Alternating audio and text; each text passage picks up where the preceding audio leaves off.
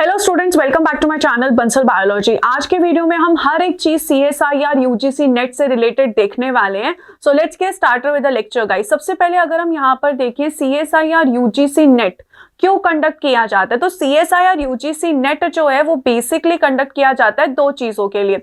सबसे पहले तो JRF के लिए, that is junior research fellowship, यानी कि समझिए अगर किसी स्टूडेंट को PhD करना है तो यहाँ पर इनके थ्रू आपको स्टाइफंड मिलती है। किसके थ्रू आपको स्टाइफंड मिलती है? CSIR और UGC के थ्रू आपको स्टाइफंड मिलती है।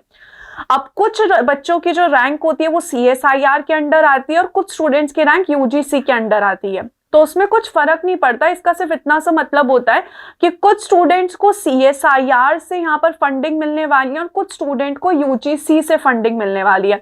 अमाउंट वगैरह सब सेम होता है, सिर्फ यहाँ पे फंडिंग बॉडीज जो हैं वो अलग है। तो इसको हम ज्वाइंट CSIR UGC नेट कहते हैं।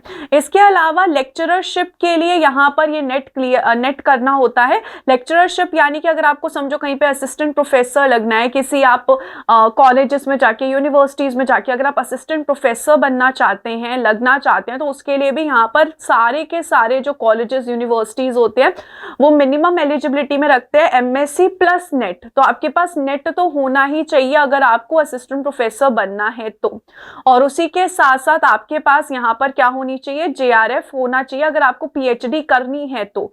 अगर आपको इधर से स्टाइफंड चाहिए तो CSIR UGC से अगर आपको स्टाइफंड चाहिए तब आपको यहाँ पर चाहिए।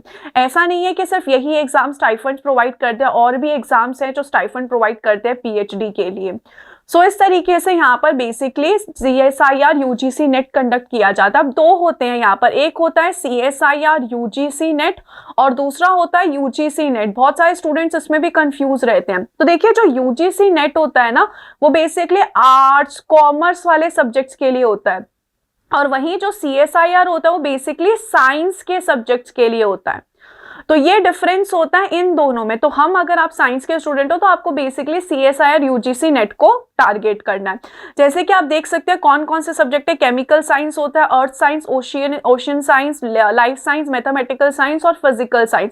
तो हम जो है लाइफ साइंस में आते हैं। अब बहुत सारे स्टूडेंट्स ये बोलते हैं कि मैम हमें CSIR देना है, बॉटनी सब्जेक्ट में CSIR में मिल नहीं रहा है, जूलॉजी सब्जेक्ट में हमें CSIR नहीं मिल रहा। तो देखो जितने भी बायोलॉजी के जितने भी टॉपिक्स है, जूलॉजी हो, बॉटनी हो, कोई भी हो, उन सबको लाइफ साइंस देना होता है।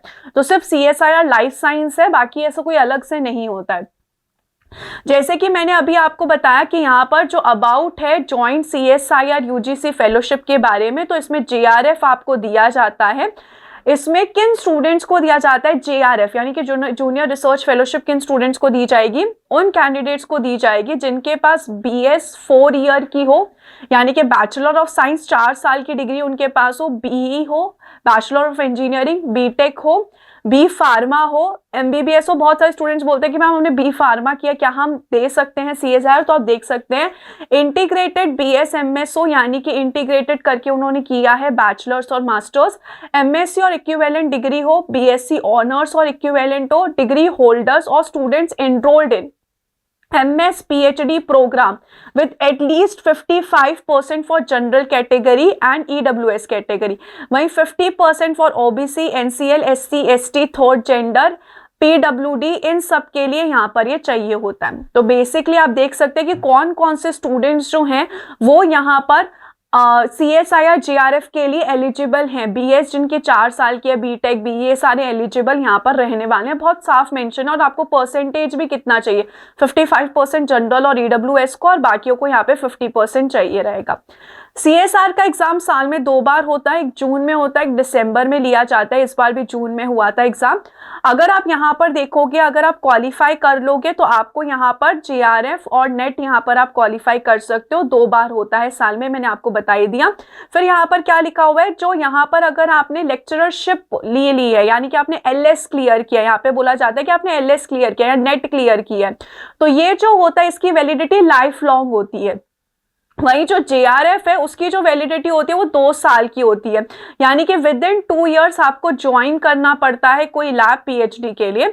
वही लेक्चररशिप लाइफ लॉन्ग है, आप कभी भी जाके कभी भी आप यहाँ पर असिस्टेंट प्रोफेसर के इंटरव्यूज वगैरह दे सकते हो अपनी जिंदगी में। अगर हम आगे चलें तो पहले जो जूनियर रिसर्च फेलोशिप का अमाउंट था वो कम था, लेकिन अब जो है बढ़ा दिया गया है। तो आप देख सकते हैं 31,000 रुपीज से 37,000 रुपीज पर मंथ दे दिया है। SRF जो होता है, मतलब 2 साल के बाद आपके जो पहले 2 साल होंगे पीएचडी के, उसमें आप JRF हो गए, फिर उसके बाद आपको SRF बोला जाएगा। तो उसमें 35,000 रुपीज पहले थे, लेकिन अब 42,000 रुपीज हो गए हैं। तो इस तरीके से अब यहाँ पर इंक्रीज भी कर दिया। अगर आप अप्लाई करना चाहते हैं तो हर एक कैटेगरी के लिए ये एप्लीकेशन फीस रहती है। आपको ये एप्लीकेशन फीस जो है वो पे करनी पड़ेगी और फिर यहाँ पर आप इस फॉर्म को भर पाएंगे। मोड ऑफ एग्जामिनेशन अब कंप्यूटर बेस्ड हो गया है। पहले यहाँ पर कंप्यूटर बेस्ड नहीं था, लेकिन अब कंप्यूटर बेस्ड हो चुका है कुछ टाइम से। MCQ क्वेश्चंस होते हैं, यानी कि 4 ऑप्शंस में से आपको एक सेलेक्ट करना होता है। 180 मार्क्स का 180 मिनट का यहाँ पर ये पेपर रहता है, यानी कि 3 घंटे का पेपर रहता है। आप असेंशियल क्वालिफिकेशन देख सकते हैं क्या क्या रहती है, जैसे कि मैंने कहा MSc आपने कर रखी हो, मास्टर्स डिग्री हो, इक्विवेलेंट डिग्री हो, आपकी बैचलर्स और मास्टर्स इंटीग्रेटेड हो, BS हो आपके पास 4 इयर्स की, BE की डिग्री हो, BTech की हो, B फार्मा की हो, MBBS की हो, with at least of 55% for general and EWS। और वहीं अगर बाकियों के लिए देखें तो 50% होता है। जो कैंडिडेट्स है जिन्होंने एनरोल कर रखा है MSc में, या फिर जिन्होंने कंप्लीट कर लिया है अपनी BSc को, तो वो यहाँ पर क्या कर सकते हैं, वो यहाँ पर अप्लाई कर सकते हैं, लेकिन रिजल्ट अवेटेड कैटेगरी में आप अप्लाई करोगे। कैंडिडेट्स एनरोल्ड फॉर MSc और having completed 10+2+3 of the above qualifying examination, ये जो ऊपर लिखे हुए हैं इन क्वालिफाइंग एग्जामिनेशंस को अगर आपने, क्या समझो, अगर आपकी BS 4 ईयर की है, आपकी BS यहाँ पे 4 ईयर की है और आप यहाँ पर अभी आपने 3rd ईयर कंप्लीट कर लिया, तो आप फिर रिजल्ट अवेटेड कैटेगरी में अप्लाई कर सकते हैं। ये इन्होंने यहाँ पे साफ साफ मेंशन कर रखा है।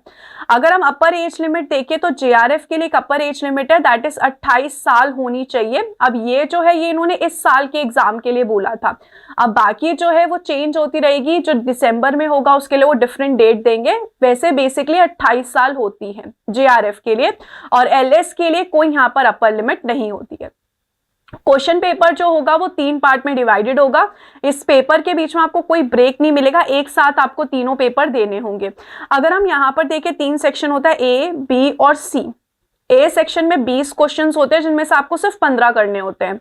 हर एक क्वेश्चन 2 मार्क्स का होता है, अगर आपने गलत किया तो 1/4 डिडक्ट कर लिया जाएगा। B पार्ट जो होता है 50 क्वेश्चंस होते हैं, 35 क्वेश्चंस आपको करने होते हैं। करेक्ट क्या आपको 2 मार्क्स मिलेंगे, इनकरेक्ट किया तो 1/4 डिडक्ट कर लेते हैं। पार्ट C 75 क्वेश्चंस होते हैं, 25 ही करने होते हैं। तो आप देख सकते हो आपको कितने सारे यहाँ पे ऑप्शंस मिल रहे हैं। हर एक क्वेश्चन 4 मार्क्स का होता है और 1 मार्क्स आपके माइनस डिडक्ट कर लिए जाते हैं अगर आपने गलत किया तो टोटल यहाँ पर जो मार्क्स होते हैं वो होते हैं 200 मार्क्स। टोटल क्वेश्चंस आपको मिलते हैं 145, लेकिन आपको सिर्फ करने 75 क्वेश्चंस होते हैं। तो so many options are available in CSIR exam.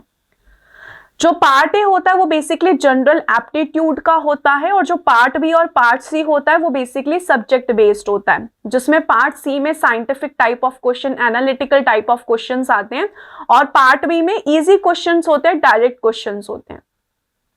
सो ये यहाँ पे बात थी। हम यहाँ पर सिलेबस भी देख सकते हैं, सिलेबस में आपको क्या क्या पढ़ना होता है। आपको biochemistry, cell biology, molecular biology, cell signalling, immunology, developmental biology, plant physiology, animal physiology, inheritance biology मतलब genetics, diversity, ecology, evolution, applied biology और टेक्निक्स। 13 यूनिट होती हैं।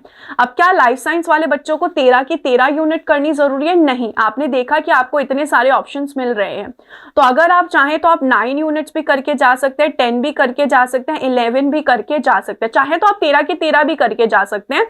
11 यूनिट्स भी अगर आप करके जाते हैं तो काफी सेफ माना जाता है। कुछ स्टूडेंट्स 9 भी करके जाते हैं और क्लियर कर लेते हैं, कुछ स्टूडेंट्स 11 भी करके जाते हैं और क्लियर कर लेते हैं। वो आपके ऊपर है, वो आप सबकी अपनी अपनी इच्छा होती है उनको कितनी यूनिट्स करनी है। जैसे कि मैंने कहा ये पेपर जो है 200 मार्क्स का है। 200 में से अराउंड 120 भी थोड़े से ज्यादा ही बोल देते हैं, लेकिन 120 अगर आपके हैं तो आप श्योरली है कि आपका JRF हो ही जाता है। और वहीं अगर आपके 100 मार्क्स या 105 के आसपास अगर आपके मार्क्स हैं तो आपका LS जो है वो मान लिया जाता है कि आपका LS लगभग हो ही जाएगा क्लियर। अगर आपके 105 मार्क्स के अराउंड होते हैं तो आपका LS क्लियर हो ही जाता है। सो ये मार्क्स हैं, ये जनरल कैटेगरी के हैं। ऑब्वियसली बात है थोड़े फ्लक्चुएट हो सकते हैं, लेकिन मोस्टली जो होता है यही रहता है।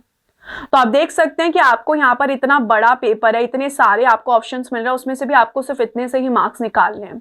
तो इसलिए आप यहाँ पर जो है CSIR का पूरा सिलेबस है, आप वेबसाइट पे जाके भी आराम से इनकी देख सकते हो। टोटल 13 यूनिट्स जो है वो यहाँ पर रहती है और इस तरीके से यहाँ पर ये सारी कहानी है। तो अगर आपको यहाँ पे अपना LS करना है, यानी कि आपको असिस्टेंट प्रोफेसर बनना है आगे जाके, या फिर आपको यहाँ पर फेलोशिप लेनी है, PhD करनी है आपको इंडिया के टॉप इंस्टीट्यूट से, तो आप CSR का एग्जाम दे सकते हैं।